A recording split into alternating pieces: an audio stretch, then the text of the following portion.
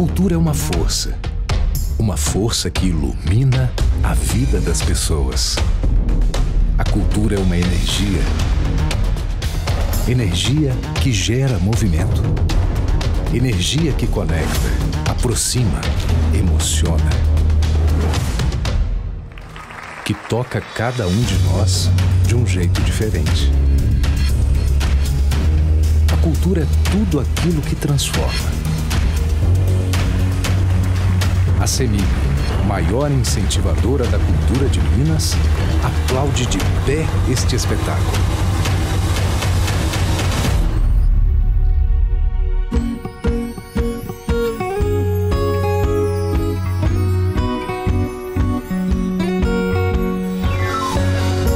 CEMIG, transformando vidas com a nossa energia.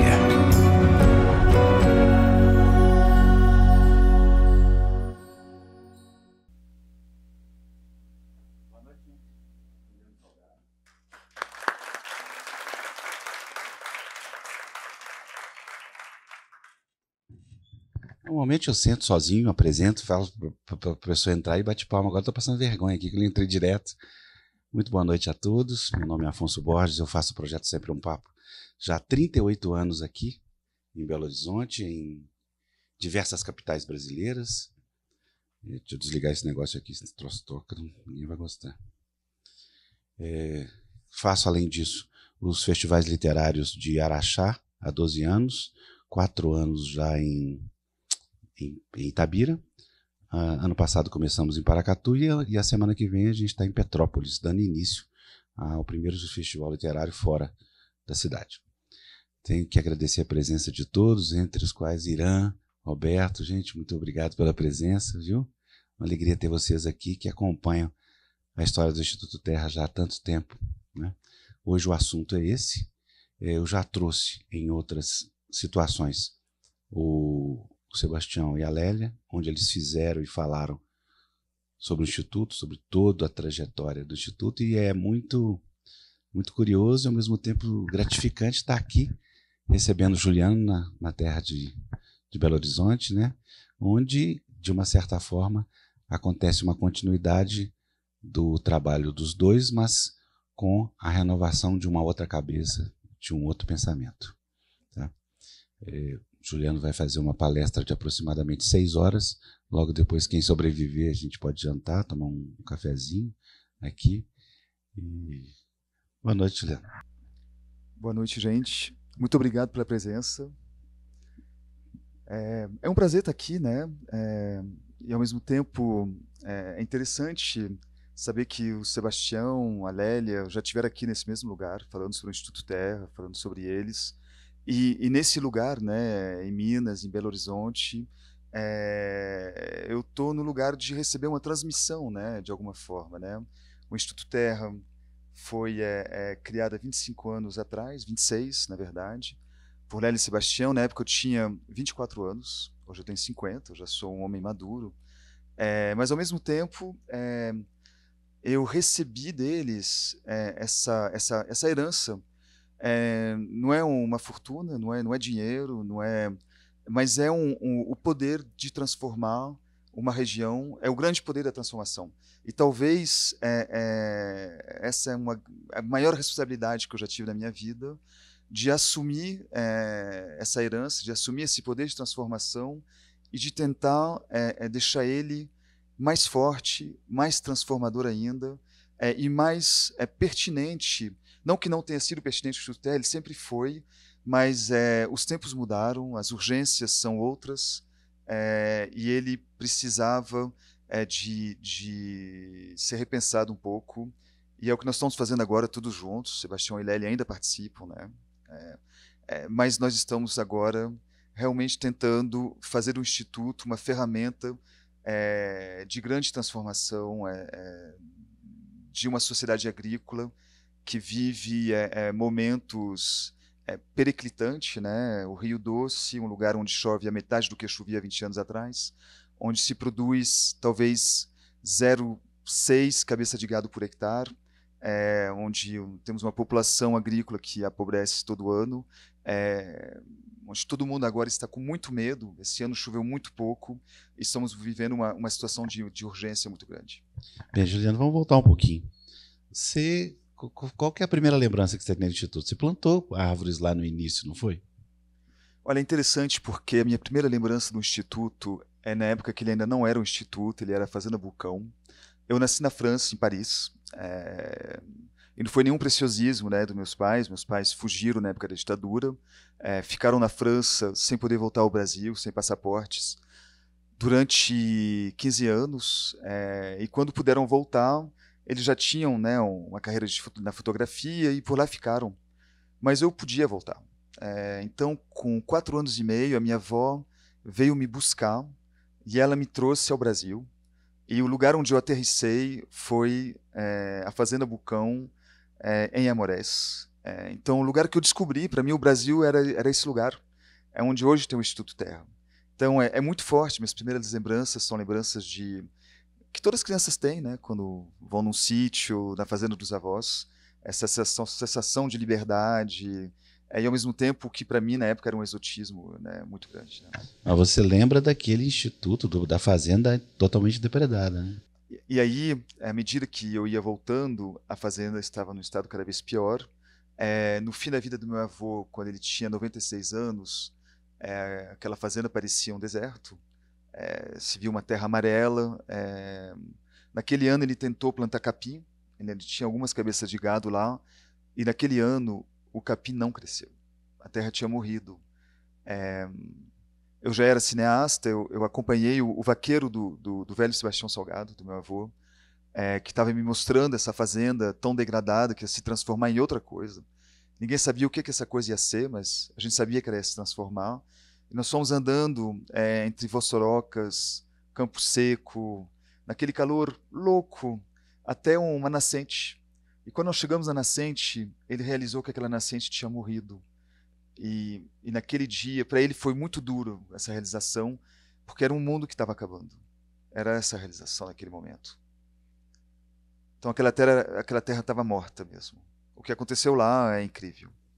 E depois acabou que surgiu a ideia do Instituto de comprar e tudo, e você presenciou isso também. Exato, olha, o Instituto nasce de um sonho, de uma loucura. A Lélia, né, formulou esse sonho, a história, né, já sedimentada do Instituto, né, e Sebastião, e se a gente replantasse a floresta que tinha aqui um dia, que já teve aqui um dia, e plantaram essa floresta. Sebastião e Lélia são esse casal com muito poder, né, de ação, de fogo, né, e conseguiram, de fato, replantar uma floresta. Hoje, quem vai no Instituto vê uma floresta de 3 milhões de árvores plantadas, densa, com um subbosque crescendo, uma floresta em boa saúde, com animais. Muitos animais voltaram, são, eu acho, 80 espécies de mamíferos, 170 de aves, muitas em perigo de extinção. Mas o que é interessante é que quando a gente oferece essa natureza de volta, os animais voltam espontaneamente, eles voltam sozinhos. Nós temos até lá uma família de onça, que foi filmada por um pessoal da BBC, veio filmar uns 4 anos atrás. Botaram aquelas câmeras, né, que filmam à noite, exato. E eles filmaram aquilo que a gente achava impossível. A gente não sabia que essa família de onça estava lá. E eram 2 adultos e 3 crianças onças. Então, assim, uma vida voltou, né? A gente conseguiu trazer a vida de volta no lugar que parecia morto, né? A utopia que a Lélia formulou aconteceu. Vamos dar uma voltadinha para aqui e conversar um pouco sobre cinema, né? Como é que está isso na sua vida hoje? Faz uma retrospectiva, fala um pouco sobre o Sal da Terra, depois fala de hoje. Olha, para mim o engajamento no cinema é um engajamento muito forte. Eu tive um filho com 22 anos, quando a minha namorada da época, né, minha esposa... Tem 27, né? Hoje ele tem 27. Ficou grávida, eu estudava Direito e Economia na Sorbonne, mas eu sabia que eu não queria trabalhar entre 4 paredes, né? Belo Horizonte está cheio de gente assim, né, gente? Humberto Werneck, quem mais que estudou em Irã? Que estudou Direito e não seguiu. E eu queria muito, eu tinha a realização que eu queria eu queria fazer jornalismo, e eu queria estar na mediação entre eventos históricos e o público. Eu acreditava que tinha um lugar onde você podia participar de formar a opinião pública, né, obviamente, mas também construir a forma como as pessoas iam construir o pensamento delas, iam se colocar na sua própria sociedade a partir de reportagens feitas em lugares muito longínquos.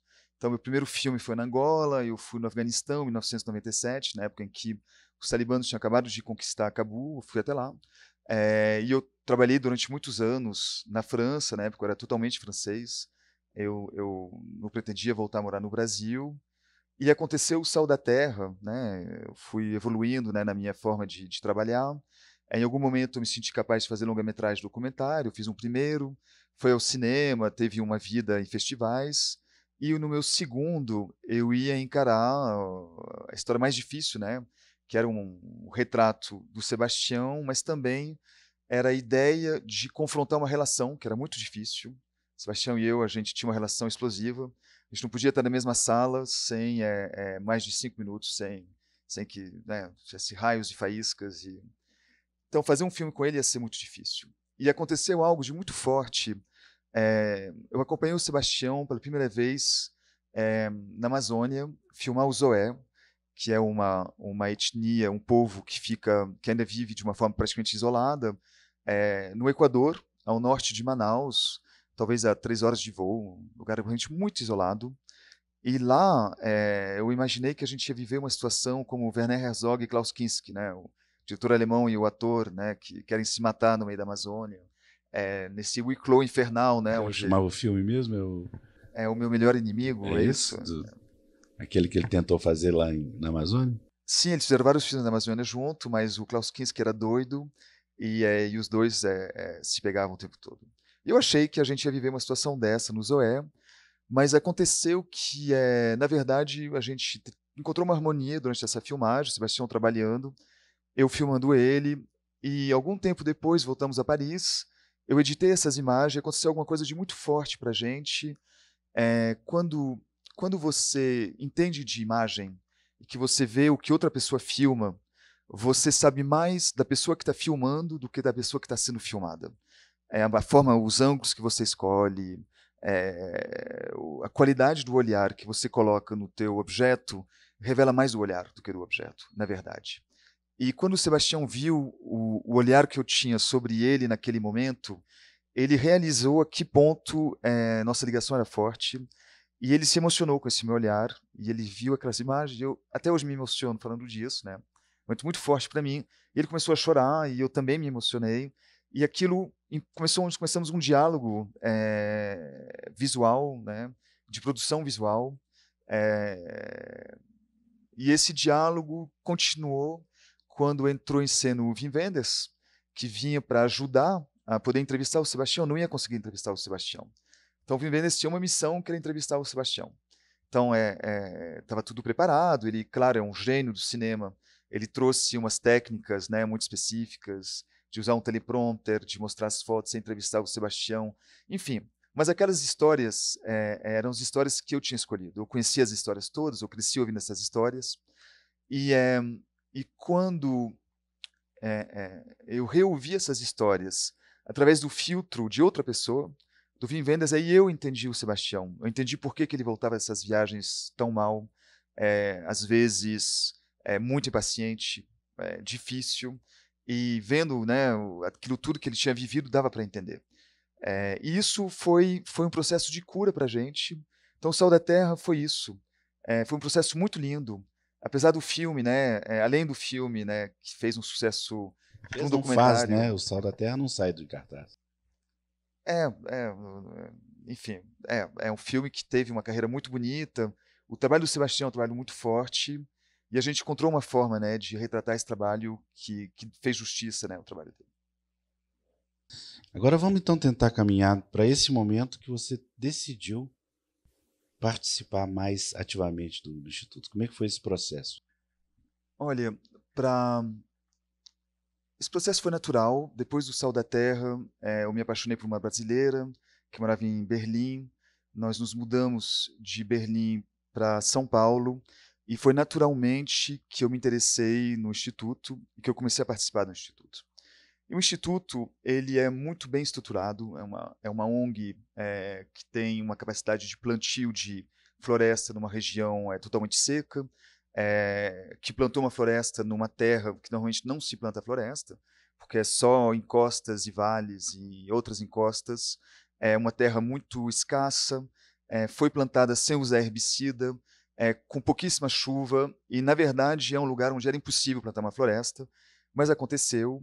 E então a infraestrutura para conseguir chegar nesse ponto foi muito bem construída. Temos um viveiro lá que hoje tem uma capacidade de 500 mil mudas, nós estamos modernizando agora para 2 milhões, mas uma técnica e um conhecimento dessas espécies muito avançado. Nós temos uma escola que forma técnicos agrícolas para restauração ambiental, eles passam um ano com a gente, são 24 alunos que passam um ano, que saem de lá com conhecimento único. Nós fazemos isso há, eu acho, mais de 20 anos, são 200 e poucas pessoas que foram formadas, todas trabalham, uma grande parte dos nossos colaboradores foram formados dentro dessa escola. E nós temos uma missão, né? Desde o início, tinha uma grande dúvida sobre o Instituto por parte das pessoas que viviam em volta da gente, os agricultores em volta da gente. Ninguém entendia, em 1998, o porquê do Instituto Terra. Por que vocês estão plantando uma floresta ali? A questão do aquecimento global não se colocava, escassez hídrica, ninguém imaginava que isso podia acontecer um dia, então as pessoas não entendiam. Então, para poder transmitir os valores da ecologia e, ao mesmo tempo, fazer entender às pessoas que elas tinham interesse nisso, foi construído, bem antes da minha época, vários cursos foram dados lá, muitos cursos, na verdade 86 mil cursos de manejo de terra agrossustentável para transmitir para essa população que sabia fazer monocultura como trabalhar a terra de uma forma que seria mais produtiva e também que estaria respeitando a terra melhor, protegendo a água, protegendo a fertilidade da terra, e com isso a biodiversidade, etc. Né? Então, 86 mil pessoas passaram por lá, mas a iniciativa que mais tinha surtido efeito era o fato de restaurar nascente. A gente sabe restaurar nascente, a gente sabe plantar água no Instituto Terra, isso era a nossa técnica mais importante. Mas quando eu cheguei lá, naquele momento, Sebastião e Lélia tinham deixado de ser presidente e vice-presidente do Instituto Terra, e o projeto me parecia estar parado. A gente já tinha plantado a floresta e a gente não tinha mais um motor para nos levar para frente. Né? Então esse foi o momento. Tá, mas e aí, pergunta objetiva, qual que é a sua proposta dentro do Instituto hoje? Então, a gente encontrou um motor para o Instituto e uma função de novo para o Instituto. Né? Na verdade, é uma conjunção de fatores. Né? Esse projeto de água ele é um projeto muito importante, ele abriu muitas portas para a gente entender o que a gente podia fazer além de plantar florestas. Né? Então, recuperar uma nascente, uma pequena propriedade, a gente planta 500 árvores em volta das nascentes, mais ou menos, no raio de meio hectare. É difícil porque normalmente são propriedades que têm em média 10 hectares, então a pessoa tem que sacrificar para as nascentes 10% da fazenda dela. Normalmente essa terra em volta da água é a melhor terra, então é um sacrifício, as pessoas hesitam em fazer isso. Mas essas árvores, quando elas são plantadas, as raízes delas permitem que o lençol freático, que a água penetre no lençol freático, né? São terras onde tem muito gado, pisoteada, terras, né, limpas, raspadas, duras. Quando chove só no período de chuva, de outubro a março, a água não entra no lençol freático, ela vai direto. Algumas enchentes, exato, né, porque também essa água não vai para o lençol freático. E, então a gente planta essas árvores, as raízes das árvores vão permitir que essa água vá até o lençol freático, elas vão proteger a nascente da erosão, elas vão trazer essa água para cima no período de seca, permitir que a nascente seja permanente. Muitas vezes são árvores frutíferas, a gente tenta ter um mix produtivo, coloca mel lá dentro, e ao mesmo tempo a gente vai fazer pequenos lagos artificiais para coletar essa água de chuva, para que ela penetre no lençol freático, e para limpar o lençol freático, conectar as águas usadas da casa, pequena estação de tratamento de águas usadas. É um pouquinho complexo, né? Mas é importante falar isso porque a gente não só recupera a água, a gente limpa essa água e ela faz grandes diferenças para a terra e para a família que vive em cima dessa terra. Então a gente constata que as famílias muitas vezes mudam a forma de produzir, elas têm 5, 6 cabeças de gado, vão abandonar esse gado, vão começar a plantar café, cacau. Esse café, esse cacau, aquela fazenda que era pequena, de 10 hectares, se torna muito grande para esse café e esse cacau, eles não conseguem usar a fazenda toda. Então, com essa água e com essa terra, os filhos também conseguem plantar, os avós vêm morar, a própria família tem uma renda que aumenta de até 30%, mas o filho que não tinha renda também tem e os avós também têm. Então é uma diferença muito grande. Uma terra que era pequena se torna grande, e para aquela família é uma mudança de cenário de perspectiva muito grande. Então a gente entendeu muito rápido que aquilo tinha um potencial de transformação gigantesco. Junto com isso, nesse momento, o primeiro projeto do Instituto foi de tentar concentrar essas recuperações de nascentes em volta de cidades que estavam com as questões ligadas ao recurso hídrico. Chove cada vez menos, né? Então, por exemplo, nós temos uma cidade perto da gente, Pocrânia, que está perto do Rio Corredeira, que está ao lado do Rio Corredeira, 5.000 habitantes. De uns 15 anos para cá, o rio se tornou sazonal e ele parou de correr no período de seca. Um estresse gigantesco para a população, todo mundo dependendo de caminhão-pipa, né, cisterna, para vir trazer a água. E desde que nós começamos a recuperar as nascentes lá, recuperamos umas 300 nascentes, deu muito certo. Porque deu certo, os vizinhos imitaram, e talvez recuperamos 500, 600 nascentes no total, e hoje o Rio Corredeira voltou a ser permanente. Então a gente se deu conta que o nosso projeto de transformação ele podia encontrar um novo respiro, respondendo a essa questão muito importante, que estava nascendo naquele momento, se tornava muito importante, que era a questão hídrica. O Rio Doce tinha acabado de morrer, a chuva caía cada vez menos, e a gente estava conseguindo trazer rio de volta, né? Era muito forte. Mas, por acaso, a gente constatou uma outra coisa que aconteceu que era mais forte ainda. Visitando um desses produtores rurais, para mostrar para um possível parceiro que podia ajudar a financiar algumas dessas nascentes, o produtor falou uma coisa louca para a gente. Ele falou que ele tinha acabado de capinar a reserva legal dele para plantar capim na reserva legal. Mas como assim? O que é isso, né? De onde saiu isso? Pois ele tinha visto no Globo Rural que silvopastoril, que é um modo de sistemas agroflorestais, rendia muito mais. E já que a água tinha voltado, que a renda dele tinha aumentado, ele queria ir mais longe. E foi aí que a gente viu que uma população que, por necessidade, é extremamente conservadora, qualquer mudança de técnica pode levar a pessoa a uma catástrofe econômica, a família vai ter que se mudar para a periferia de uma grande cidade, catástrofe. Eles vivem, né, no limite financeiro deles já, mas de repente, então eles são aversos ao risco, são muito conservadores, mas de repente, com a água, a cabeça dessa população extremamente conservadora começava a mudar espontaneamente, eles tentavam plantar agrofloresta. Uma loucura. Então isso permitiu que a gente repensasse totalmente nosso modelo de transformação e nos levasse ao ponto onde a gente está hoje. Então, hoje, o que acontece no Instituto? O Instituto... nós acabamos de assinar um contrato há 2 anos atrás com a KfW. A KfW é o BNDES alemão. Nós vamos, nos próximos 5 anos, recuperar 4.200 nascentes.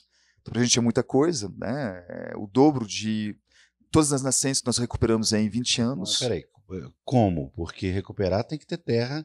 As terras serão de outras pessoas ou do Instituto? Sim, a gente trabalha na mobilização, e é uma questão isso. A gente trabalha com... a gente vai plantar água em terra de pequenos e médios agricultores. Então, nossa ideia é que essa água ela vai se integrar dentro da vida cotidiana de todo mundo. Inclusive, aqui é um parênteses, mas que eu acho que é um parênteses muito relevante, a gente tem tendência a criar polarização em tudo, e nossos paradigmas são sempre muito polarizados, né? 0-1, né? Enfim, sempre uma polarização muito grande. Todo mundo sabe do que eu estou falando, não preciso entrar em detalhe, mas... e tem uma das polarizações, ecologista e agricultores, né? E é uma inimizade louca, né? E, na verdade, não existe ecologia, não existe resgate do território sem os agricultores. Os agricultores precisam da ecologia para ter produtividade, para o ganha-pão deles, para sobreviver nessas terras. E a ecologia precisa dos agricultores para conseguir transformar o horizonte da forma que nós precisamos hoje para poder manter nossa sociedade como ela é, né? Existe o risco de uma grande crise climática acontecendo, que já está acontecendo, né? E o risco dela ser muito grave, e cada vez mais grave, é muito grande. Então nós precisamos da comunidade toda, e quem realmente está no território são esses agricultores, nós precisamos estar com eles, então não tem essa diferença. Então nós estamos trabalhando com os agricultores, num trabalho de mobilização, né? Então nós vamos recuperar nascente em pequenas propriedades, onde nós sabemos que quando a água vai voltar, a cabeça das pessoas vai começar a mudar, e junto com isso nós estamos também trazendo uma camada de transformação mais profunda ainda, propondo sistemas agroflorestais, simples para começar, sistemas agroflorestais que vão se superimpor em cima do que já existe. Então, quando a pessoa faz gado, nós vamos plantar árvore no pasto. Essa árvore, a sombra dessa árvore, ela vai proteger a microbiótica do pasto, ela vai proteger todos os organismos que permitem a reciclagem da matéria orgânica que cai no pasto, que vai trazer riqueza para a terra. Ela protege a umidade dessa terra. Ela vai dar uma sombra para o gado que precisa de sombra, que é extremamente estressado debaixo do sol, e ela vai aumentar de forma muito consequente a produtividade desse pasto. A literatura nos indica 100% de aumento de produtividade, mas é melhor não acreditar, melhor acreditar em metade disso. Cacau, café sombreado, são essas modalidades que a gente está trazendo, porque são as modalidades que existem na nossa região. Mas eu sou curioso com a abordagem. Vocês têm lá um vizinho, né, naturalmente acostumado aos seus procedimentos predatórios, né, está há anos destruindo ali para poder ter aquele gado. Como é que é esse diálogo? Você chega lá e fala, olha, dá licença aqui. É difícil. Não, é muito difícil. Olha, faz 20 anos que a gente faz isso, né? Então, inicialmente era muito difícil, mas quando as primeiras nascentes começaram a voltar a brotar, quando fazendeiros isolados, pequenas ilhas de terra mais fértil, mais verde, porque lá tinha água, começaram a aparecer no meio de desertos, essas ilhas foram os exemplos que permitiram a gente provar que a gente sabia o que estava fazendo e que não eram promessas vazias. A gente tinha que ter uma expectativa concreta para propor.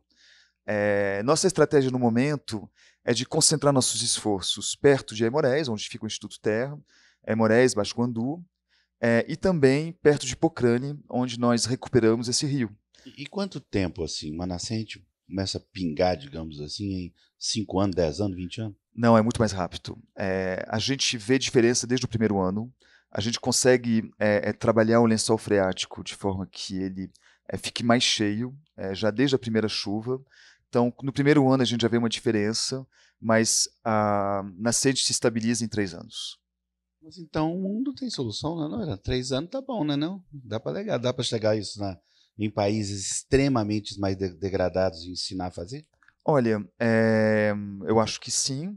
Eu acho que cada contexto é um contexto. É muito difícil a gente prometer fazer isso no sul do Saara, no Sahel, por exemplo, onde tanto precisa. Eu gostaria que fosse possível, eu gostaria que seja possível. É um projeto que eu tenho pessoalmente de voltar nessas regiões onde eu filmei bastante para poder criar um Instituto Terra daqui a 20, 25 anos. Mas o nosso projeto, por enquanto, ele começa no Rio Doce. Nossa ideia é que, nesses primeiros 5 anos, nós vamos conseguir criar uma cadeia produtiva de produtos oriundos do reflorestamento, que nós vamos trabalhar a cultura local, a identidade local, para que essa transformação ela seja vivida de uma forma muito positiva e que ela seja transmitida, carregada, com o símbolo dela, que esse sucesso seja o sucesso dos agricultores que vivem essa transformação. Então, para isso, nós temos várias iniciativas culturais, trabalhamos com crianças que vão fazer a formação, né, da família, dos adultos, trabalhamos com jovens que vão se tornar comunicadores, que vão ganhar autonomia intelectual para ganhar consciência do lugar onde eles estão na sociedade e serem capazes de enxergar a necessidade de transformação, serem capazes de transmitir para outros qual é essa necessidade. A Bianca, que está aqui, vai participar desse projeto, né, Bianca? Nós temos várias iniciativas, um festival de cinema e de literatura, né, Afonso? Que nós vamos começar a fazer em breve, para fazer de Aimorés o lugar onde se pensa esse futuro 4 ou 5 dias por ano, com a ideia sempre de valorizar essa experiência local, de trazer os nossos, esse sucesso e os representantes locais desse sucesso, que não somos nós, não é o Instituto Terra, são os agricultores, são as populações indígenas locais, são todos os povos que vão viver essa transformação, e de exemplificar isso para outras regiões, de trazer esse exemplo para o resto do Brasil e de voltar. E aí, para isso, nós estamos prevendo de apresentar esse programa na COP, etc. E de valorizar essa identidade. É porque se der certo ali, né, tem regiões tão degradadas ali ao redor, né, não estou falando nem só ao redor de Aimorés, expandindo um pouco para o vale do Rio Doce todo, que se a coisa acontecer ali, já é um exemplo para o mundo. Olha, é um grande exemplo. A gente se fixou 10 anos para fazer esse programa acontecer, né? Então, nos primeiros 5 anos, nós temos 4.200 nascentes, financiado pelo BNDES alemão. Nós estamos agora, junto com a Fundação Dom Cabral, aqui pertinho de onde nós estamos agora, preparando um planejamento do que será essa transformação econômica dessa cadeia de produção que nós estamos inventando. Nós já começamos, mas estamos afinando os processos com eles agora. E daqui a 5 anos, nós vamos passar uma segunda fase, respondendo uma demanda da KfW de recuperar outras 50 mil nascentes, que é um número gigantesco. Porque o Instituto já se exauriu no ponto de vista, digo, o perímetro da fazenda, já se exauriu do ponto de vista da criação de floresta, não tem mais. Olha, na verdade, aqui a gente não vai estar criando floresta exatamente, a gente vai estar operando uma transformação social de uma região de 86 mil quilômetros quadrados. A gente vai transformar o modo de produção dessa região, a gente vai reencher o lençol freático dessa região do tamanho do Portugal. Eu estou indo para Portugal. A gente, se tudo der certo, vai conseguir, graças a esse exemplo, da mesma forma que as pessoas imitam as nascentes que dão certo, elas vão em algum momento ver que as famílias estão pagando dívida na cidade, de que as crianças estão melhores vestidas, são essas que trabalham com agrofloresta, e essa agrofloresta vai se tornar algo de perene. Nós estamos conversando com o governo do estado, enfim, tem muita gente muito interessada para isso dar certo, para ajudar a gente a fomentar essa transformação, e na hora que essa transformação começar, nosso objetivo e nosso horizonte é de trazer muita árvore de novo para o Rio Doce todo. E o que você tem que entender, Afonso, nós temos que entender, é que hoje você olha para o Rio Doce, você vê uma região na qual nós quebramos a matriz da chuva. Não chove porque é um domo de calor. Qualquer chuva que vem para a região não vai pingar lá por causa do calor que tem lá. A gente não tem água no lençol freático, não tem árvores para fazer evapotranspiração. O Rio Doce está morto. O Rio Doce está morto. Não tem as pequenas partículas que vão fixar a chuva nessa localidade. Então, se a gente consegue trazer água no lençol freático, cobrir essa terra de árvores de novo, nós vamos, na verdade, reconstruir essa matriz da chuva. Ninguém sabe quanta chuva nós vamos trazer. Mas 25 anos depois daquele sonho que foi feito pela Lélia de trazer chuva de volta, de criar uma mata, né, no lugar, trazer vida de volta no lugar que estava morto, biodiversidade, a vida mais densa, mais bonita que existe.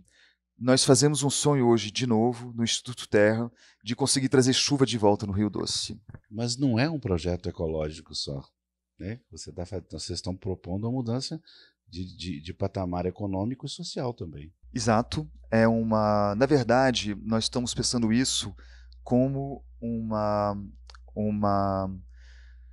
modelo de sociedade agrícola que vai simplesmente uma forma de amadurecer o nosso modelo de desenvolvimento agrícola.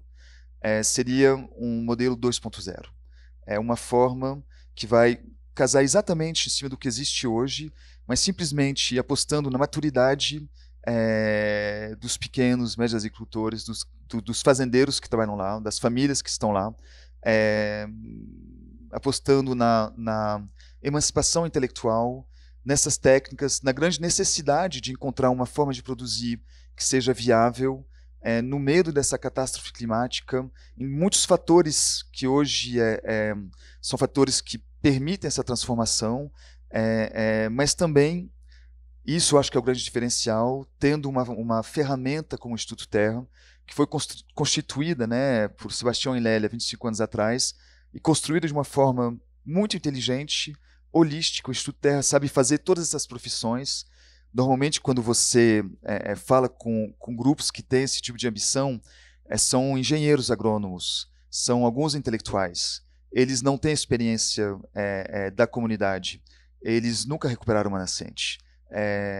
Eles não têm uma escola para formar jovens locais que falam a língua dos agricultores daqui.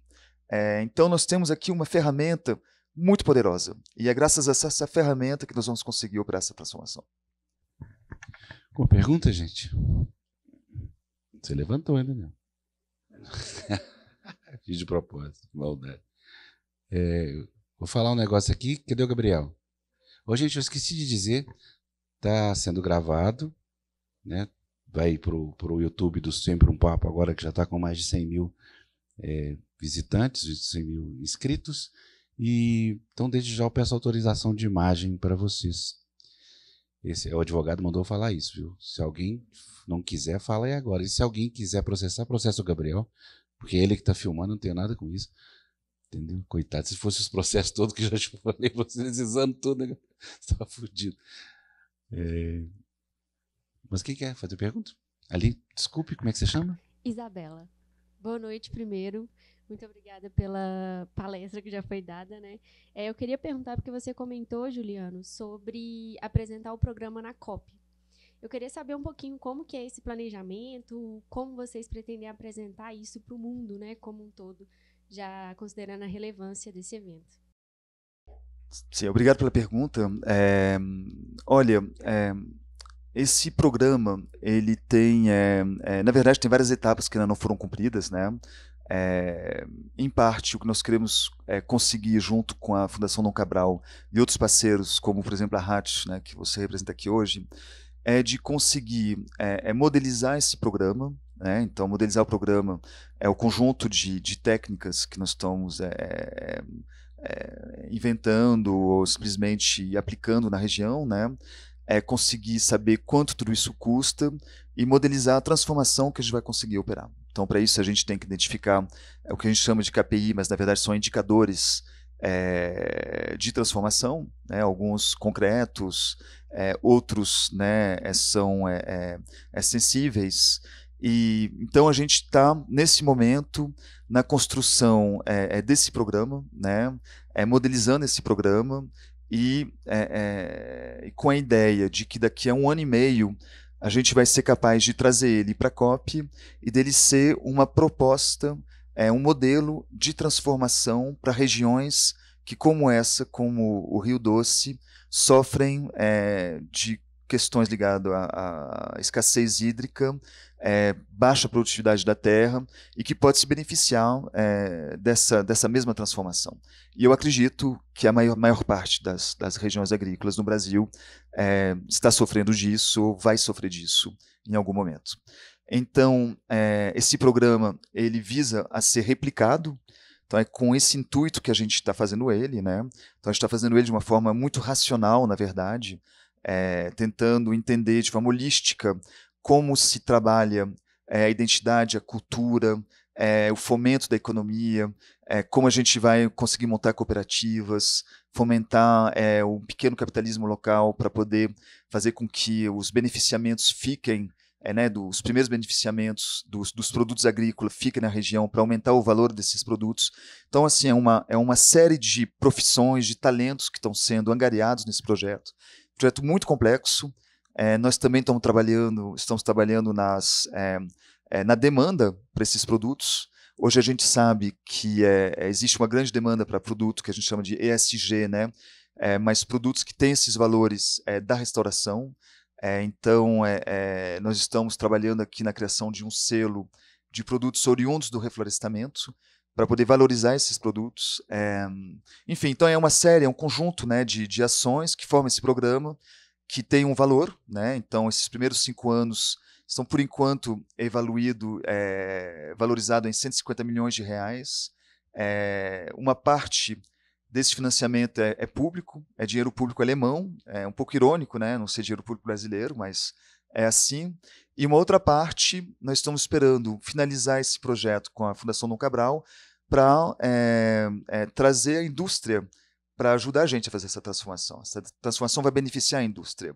A agricultura brasileira hoje tem um problema reputacional muito grande, tem dificuldade de penetrar alguns mercados, porque existe, né, uma destruição do meio ambiente conhecida de todos, né, más práticas, e isso cola na agricultura toda. Né? Então, se um dia a gente consegue criar uma cadeia de produção de gado oriundo do reflorestamento, a gente vai estar respondendo a uma das grandes questões colocadas ao resto do mundo para a nossa agricultura. Então, nós temos aqui várias soluções e várias pistas para fomentar essa transformação, né? E nossa ideia é de chegar na COP com um programa muito robusto, né, com as melhores cabeças do Estado, ajudando a gente a formular esse programa e propor esse programa como uma alternativa ao nosso modelo atual de produção.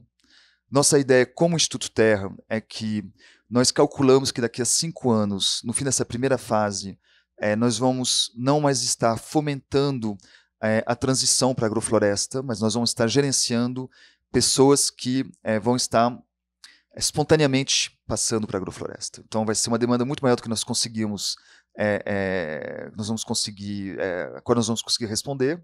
Outros vão começar a responder, nós vamos ter programas técnicos, mudas, mas nós vamos ser só um dos parceiros, dos agentes dessa transformação, porém, sempre com a ideia de estarmos tentando organizar essa rede muito antes que ela comece a acontecer, para lhe dar uma chance de acontecer de verdade. E aí, daqui a 5 anos, quando isso acontecer, vai ser o sinal que esse projeto está dando certo, que esse programa está dando certo.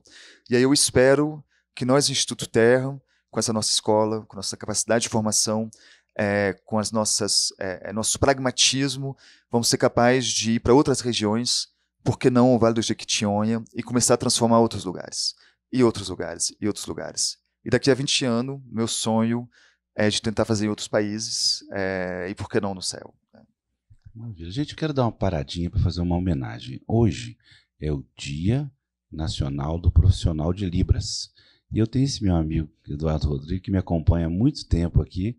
Muito obrigado, viu, Eduardo?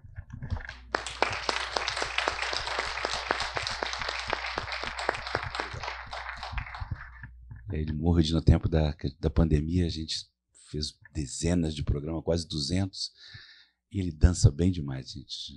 A gente cantava, ele cantava ele para dançar no meio do evento, a gente se divertia. Mais perguntas, gente, por favor? Ali à direita, depois ali. Ô Marcelo, você não estava no Instituto ontem? O que você está fazendo aqui? Oh, chegou hoje? Legal. Boa noite. Meu nome é Adriana, sou professora da rede municipal.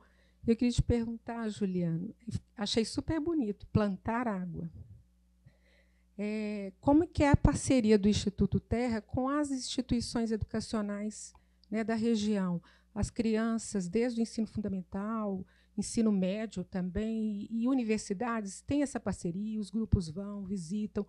Qual que é a contribuição das universidades com a produção de conhecimento do Instituto Terra? E eu queria também fazer uma pergunta assim, nós, enquanto pessoas comuns, podemos visitar o Instituto Terra? Porque eu vi lá no site, tem agendamento de grupos, mas qualquer pessoa pode, né, agendando por lá, estar visitando, conhecendo?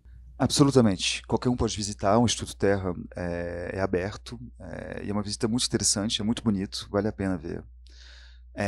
Olha, nós temos, junto com esse programa, né, Terra Doce, o programa que eu estava apresentando para vocês é chamado de Terra Doce, que é um, né, Instituto Terra, Rio Doce, e ele está focado, em parte, né, nessa colaboração com escolas, a rede pública, né, dos municípios nos quais nós estamos atuando agora.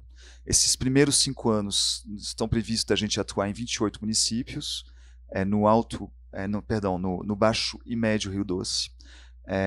Mas nós estamos agora focando nesses lugares onde, né, estrategicamente é mais interessante começar, porque nós já tivemos muito sucesso.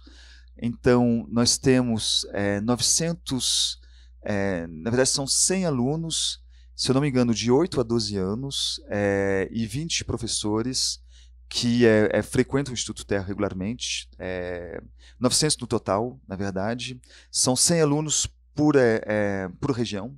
Então, a gente tem 800 alunos, 100 professores, né? Então 900 pessoas que estão frequentando regularmente o Instituto Terra, onde nós temos um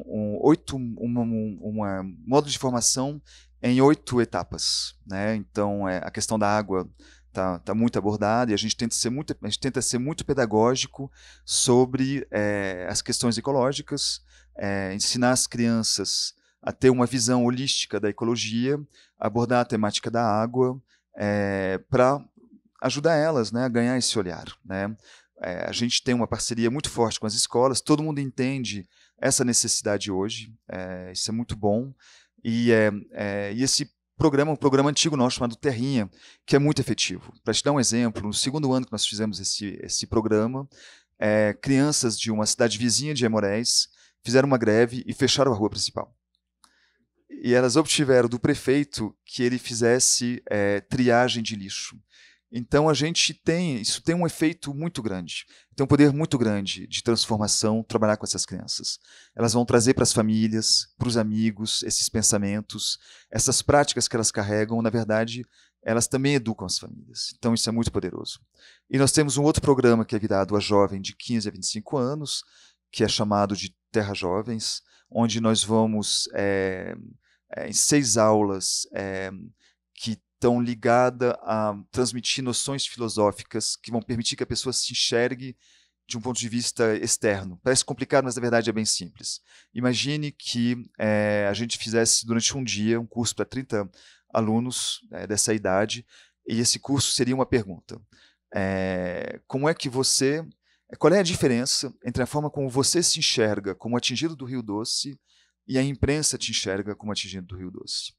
E nesse gap de entendimento, existe a possibilidade da pessoa realizar que a vida dela é regida por forças que ela nem sempre enxerga, e essas forças constroem as nossas vidas todas. E na hora que a pessoa começa a enxergar que essas forças existem, ela começa a ganhar uma consciência de si, uma consciência cidadã totalmente diferente. A gente aborda a temática ecológica, mas muitas temáticas que são construídas com os próprios jovens para ajudar os jovens a ganhar uma emancipação cidadã, né?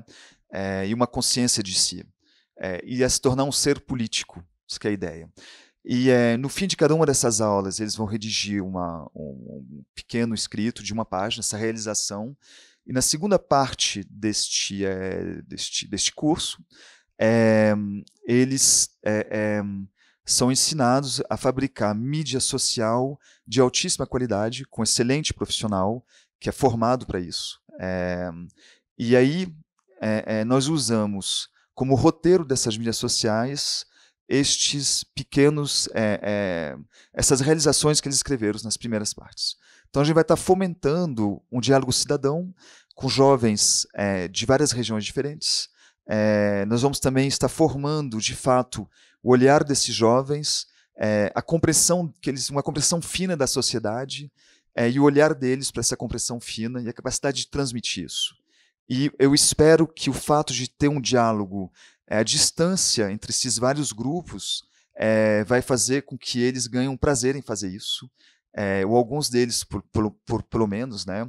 E que eles sejam os grandes comunicadores dessa transformação. Eles são os jovens da região, eles são os filhos desses produtores rurais que estão engajados nessa transformação. Eles vão representar essas comunidades, eles vão ser um agente dessa transformação cultural, eles vão ser capazes de ir para o produtor e questionar o produtor sobre o engajamento dele, por que ele está fazendo isso, a necessidade disso. Isso vai construir também um engajamento mais forte com os agricultores da região, né, os pais, mães, tios, amigos, e ao mesmo tempo eles são as pessoas mais legítimas para falar disso para o resto do mundo. Né? Esse olhar deles vai ser o único olhar real, com uma legitimidade total. Né? Então, nós temos esse programa, nós estamos agora começando, né, o primeiro desses cursos. Esse ano nós vamos realizar, tudo indica, outros 4. Em relação à universidade, nós sempre somos muito objetivos com o Instituto. O Instituto ele nunca teve muito dinheiro. O dinheiro que a gente teve é sempre de forma muito objetiva, ligado a transformações necessárias.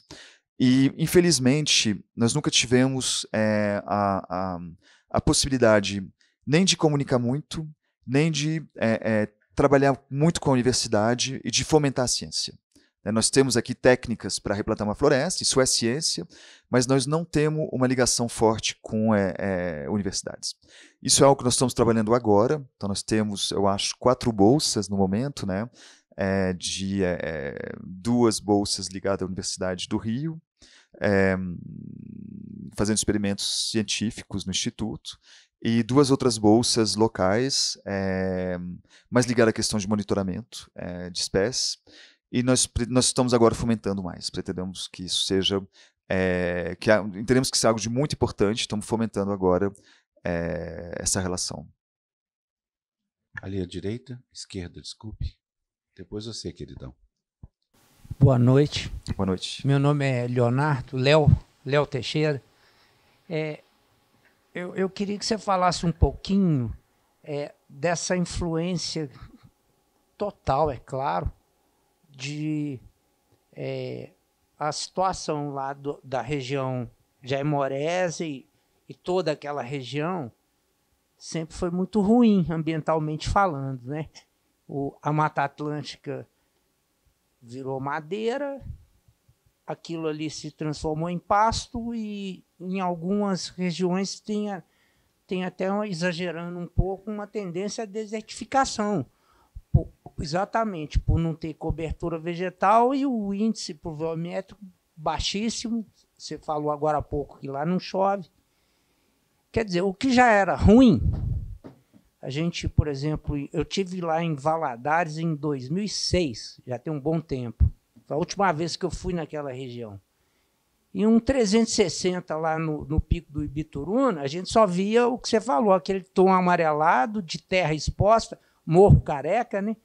Às vezes aparecia uma coisa verde, você pegava um binóculo, era eucalipto. Menos mal do que Morro Careca, pelo menos.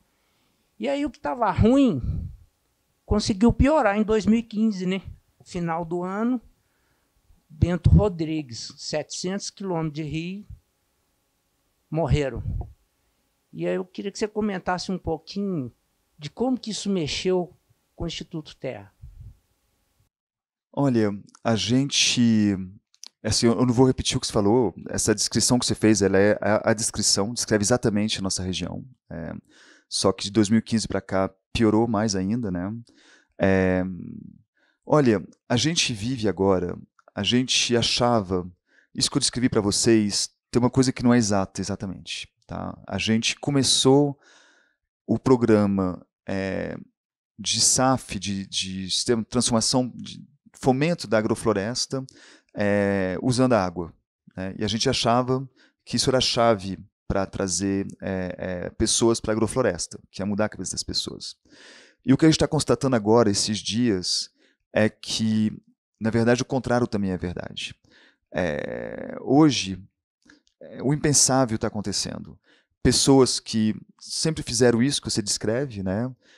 O meu avô comprou aquela terra nos anos 40, aquela terra era coberta de floresta, ele cortou a floresta toda, tinha muitas pedras lá, ele dinamitou as pedras para vender para a Vale, para construir o caminho de ferro, e ele destruiu aquela terra. Ele secou nascente demais, Então, ele não tinha terra produtiva. Era um pensamento que hoje, retrospectivamente, é de uma ironia dramática, né, muito forte, né? E a gente está nessa situação que você descreveu. E o que mudou agora é que esse ano choveu menos ainda. É um ano de crise hídrica muito forte. E a gente tem agricultores que estão procurando alternativas. Antes de pensar na recuperação da água, para recuperar a água tem que sacrificar 1 hectare, 2 hectares de terra. E muitas vezes eles começam pela agrofloresta, e da agrofloresta eles vão recuperar água. Então a gente está no momento de virada, no momento urgentíssimo, né?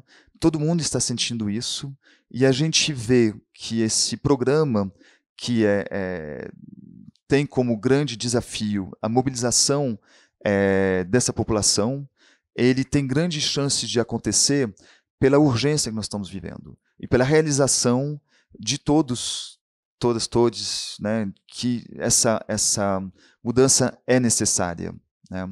Então, assim, eu não tenho nada para adicionar no que você falou. Realmente uma situação muito dura que a gente está vivendo lá.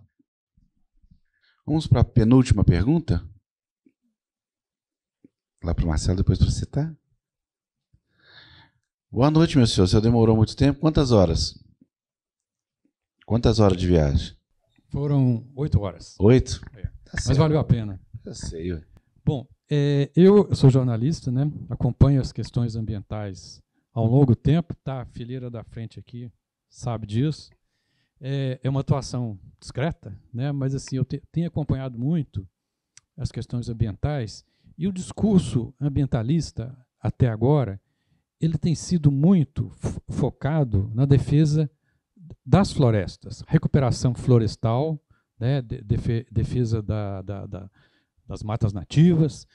Então, quando eu fui ontem lá no Instituto Terra, eu fiquei assim muito agradavelmente surpreso ao perceber que pode estar surgindo ali um novo paradigma da recuperação ambiental, que é você conseguir introduzir o ser humano na recuperação. Né? Eu acho que esse aí talvez venha a ser o grande passo que a gente vai dar. Eu fui lá para Aimorés com uma visão que era uma visão assim, que não tinha incorporado essa nova vertente, que era conhecer a área plantada. Então, eu fiquei assim, surpreso de saber que a questão do plantio florestal em si, ela talvez, não sei, assim, talvez seja muito pouco, né, perto do que está sendo feito além do plantio. Então, não vou fazer nenhuma pergunta, não, eu queria só deixar aqui meus cumprimentos e que essa missão de você seja muito bem sucedida, pelo bem do Vale do Rio Doce, né, e pelo bem de todos que vierem a usufruir fora do Vale do Rio Doce com essa nova filosofia. Você não vai nem elogiar o Henrique? Hein, Márcio? Não vai nem elogiar o Henrique? O Henrique, pelo amor de Deus, foi o meu Cicerone lá. O Henrique é conselheiro do Instituto. Né? É muito querido. Mas você tem razão. A gente, antes de transformar o meio ambiente, a gente tem que transformar as pessoas. E é nosso grande desafio lá. É um imenso desafio. Boa noite. Ela aqui na frente. Vamos à última pergunta. Boa noite. Meu nome é Carla. Eu participo de um grupo de plantio aqui em Belo Horizonte. Tem as minhas amigas que também participam. Eu, primeiro, sim, estou encantada com o trabalho do Instituto Terra. A gente quer muito conhecer. E, neste momento, a pergunta que fica para mim é se vocês conseguem visualizar com clareza o impacto desse trabalho também no espaço urbano de Aimorés. Se vocês perceberam também da população, né, não a que vive no campo, mas que vive na cidade, a acolher essa ideia e se isso repercute, por exemplo, na arborização da cidade e no cuidado da questão ambiental urbana. Olha, isso é algo que a gente nunca desenvolveu. Tá? É uma preocupação que a gente tem agora. Nós queremos trazer para Aimorés e para a região, para as cidades em volta da gente, um programa muito simples, mas muito eficiente, chamado Adote uma Praça, né, onde os moradores são mobilizados para plantar árvores e criar sombra na cidade. A sombra é muito importante, né? As cidades são muito quentes, se tornam lugares muito difíceis de ser vividos, né? Junto com essa transformação da agrofloresta, nós vamos, aos poucos, estar trazendo também muita comida, muito mais barato para centros urbanos, pequenos centros urbanos.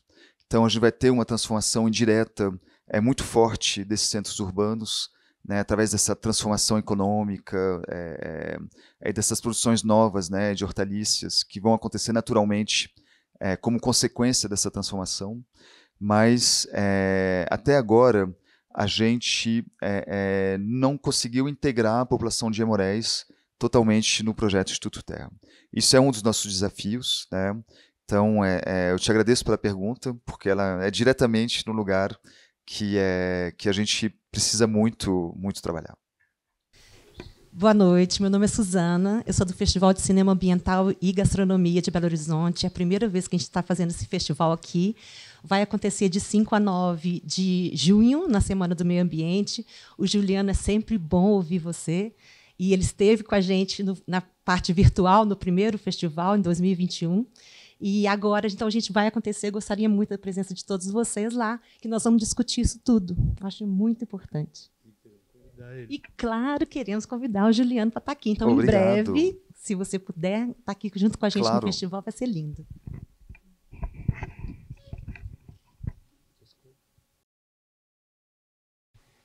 Boa noite, meu nome é Paulo, eu sou médico aqui em Belo Horizonte, servidor público. Eu queria agradecer, como que eu acho que cada um aqui está agradecendo, um pouco desconfortável por esse tanto de cadeiras vazias numa oportunidade dessa. Eu queria colocar algumas coisas, porque eu vi aqui em prática o que a gente tenta fazer há muito tempo e não consegue. Na saúde, nos anos 60, a gente fez vários encontros de saúde, encontros regulares de promoção à saúde. Então, começa em 67, dizendo saúde para todos no ano 2000, e vai amadurecendo os nossos encontros. E aí, em 1991, nós fazemos um encontro internacional de promoção à saúde e já colocamos como diretriz: saúde, ambiente e desenvolvimento humanos não podem ser tratados de forma separada.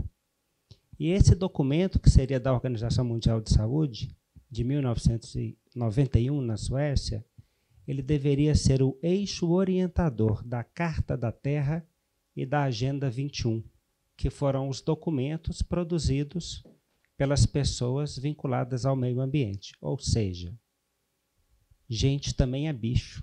E a gente, que é o ponto mais alto da cadeia alimentar, deveríamos ser melhor cuidados. E o projeto aqui apresentado, ele coloca isso. O homem no centro, nas margens, em cada lugar do território. E não é um sujeito de fora que você traz para o território. Você reconhece aquele sujeito que já está no território. E é igual você circula a água no ambiente, que todo mundo olha e fica preocupado com a água que corre da nascente e vai até o rio, que foi uma catástrofe, a questão da Vale, patrocinadora da nossa praça, que está aqui do lado, em Belo Horizonte. A gente também tem que pensar no ciclo da água, que entra, que chove, que cai na terra, que a evapora. E você falou também do ciclo do recurso, que é produzido no local, fica no local, recircula no local. E aí aquelas pessoas que tinham como horizonte ir para a capital, eles têm como horizonte ficar na terra e ser valorizado na terra. Então eu queria agradecer essa oportunidade de estar aqui, das pessoas que falam a partir de suas práticas. E se tiver oportunidade, eu vou visitá-los. Obrigado. Muito obrigado. Você estava encerrando? Olha, primeiro eu queria te agradecer, Afonso, pela oportunidade. É muito importante estar aqui. A gente, no Instituto Terra, tem, na verdade, pouca ligação com Belo Horizonte. A gente está em Minas, a gente é mineiro, e a gente quer estar aqui mais. Então, obrigado de me trazer aqui, de me dar essa oportunidade. E outra coisa que eu queria falar eu acho que é algo de muito importante. A gente está num momento tão urgente hoje que a gente precisa... A ecologia foi polarizada. A gente tem um governo anterior que resolveu fazer a guerra contra a ecologia e polarizou a ecologia. E é uma responsabilidade gigantesca. Nós aqui, todos juntos, temos que conseguir despolarizar a ecologia. Qual for que seja o teu candidato favorito, você vai beber água e respirar o mesmo ar. E nós precisamos realmente conseguir trazer a ecologia no centro das nossas preocupações e fazer dela algo que seja totalmente universal. O momento pede isso. Tem que ser nossa grande missão. É isso. Muito obrigado, Juliano.